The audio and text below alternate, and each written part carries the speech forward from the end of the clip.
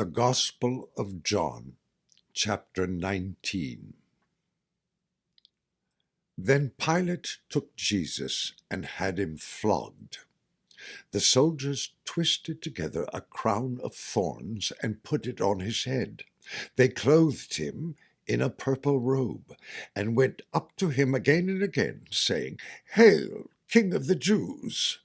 And they slapped him in the face.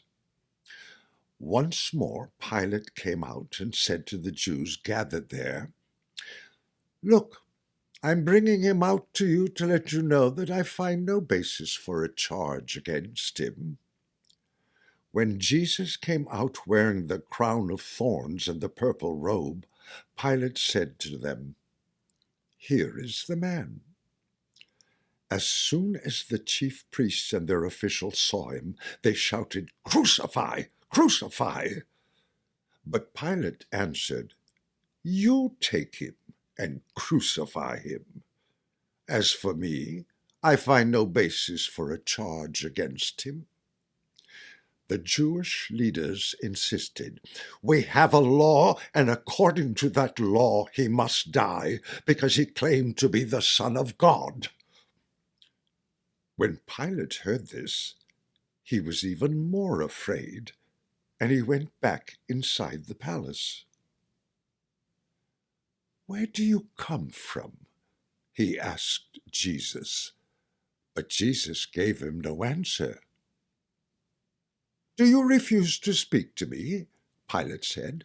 "Don't you realize I have power either to free you or to crucify you?" Jesus answered, "You would have no power over me if it were not given to you from above. Therefore, the one who handed me over to you is guilty of a greater sin." From then on, Pilate tried to set Jesus free, but the Jewish leaders kept shouting, "If you let this man go, you are no friend of Caesar. Anyone who claims to be a king opposes Caesar." When Pilate heard this, he brought Jesus out and sat down on the judge's seat at a place known as the Stone Pavement, which in Aramaic is Gabbatha. It was the day of preparation of the Passover. It was about noon. "Here is your king," Pilate said to the Jews. But they shouted, "Take him away! Take him away! Crucify him!" "Shall I crucify your king?" Pilate asked. "We have no king but Caesar," the chief priests answered. Finally, Pilate handed him over to them to be crucified. So the soldiers took charge of Jesus. Carrying his own cross, he went out to the place of the skull, which in Aramaic is called Golgotha. There they crucified him, and with him 2 others, one on each side and Jesus in the middle. Pilate had a notice prepared and fastened to the cross. It read, "Jesus of Nazareth, the King of the Jews." Many of the Jews read this sign, for the place where Jesus was crucified was near the city, and the sign was written in Aramaic, Latin, and Greek. The chief priests of the Jews protested to Pilate, "Do not write the King of the Jews, but that this man claimed to be King of the Jews." Pilate answered, "What I have written, I have written." When the soldiers crucified Jesus, they took his clothes, dividing them into 4 shares, one for each of them, with the undergarment remaining. This garment was seamless, woven in one piece from top to bottom. "Let's not tear it," they said to one another. "Let's decide by lot who will get it." This happened that the scripture might be fulfilled that said, "They divided my clothes among them and cast lots for my garment." So this is what the soldiers did. Near the cross of Jesus stood his mother's sister, Mary, the wife of Clopas, and Mary Magdalene. When Jesus saw his mother there, and the disciple whom he loved standing nearby, he said to her, "Woman, here is your son."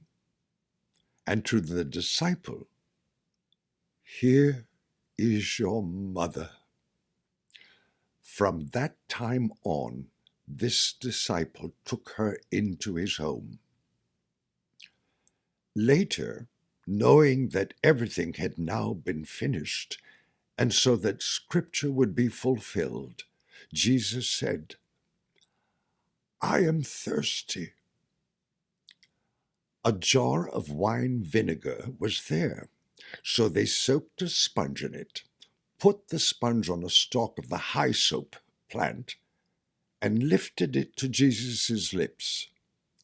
When he had received the drink, Jesus said, "It is finished." With that, he bowed his head and gave up his spirit. Now it was the day of preparation, and the next day was to be a special Sabbath. Because the Jewish leaders did not want the bodies left on the crosses during the Sabbath, they asked Pilate to have the legs broken and the bodies taken down. The soldiers, therefore, came and broke the legs of the first man who had been crucified with Jesus, and then those of the other. But when they came to Jesus and found that he was already dead, they did not break his legs. Instead, one of the soldiers pierced Jesus' side with a spear, bringing a sudden flow of blood and water. The man who saw it has given testimony, and his testimony is true. He knows that he tells the truth, and he testifies so that you also may believe. These things happened so that the scripture would be fulfilled. Not one of his bones will be broken. And as another scripture says, they will look on the one they have pierced. Later, Joseph of Arimathea asked Pilate for the body of Jesus. Now, Joseph was a disciple of Jesus, but secretly, because he feared the Jewish leaders. With Pilate's permission, he came and took the body away. He was accompanied by Nicodemus, the man who earlier had visited Jesus at night. Nicodemus brought a mixture of myrrh and aloes, about 75 pounds. Taking Jesus' body, the two of them wrapped it with the spices in strips of linen. This was in accordance with Jewish burial customs. At the place where Jesus was crucified, there was a garden, and in the garden a new tomb in which no one had ever been laid. Because it was the Jewish day of preparation, and since the tomb was nearby, they laid Jesus there.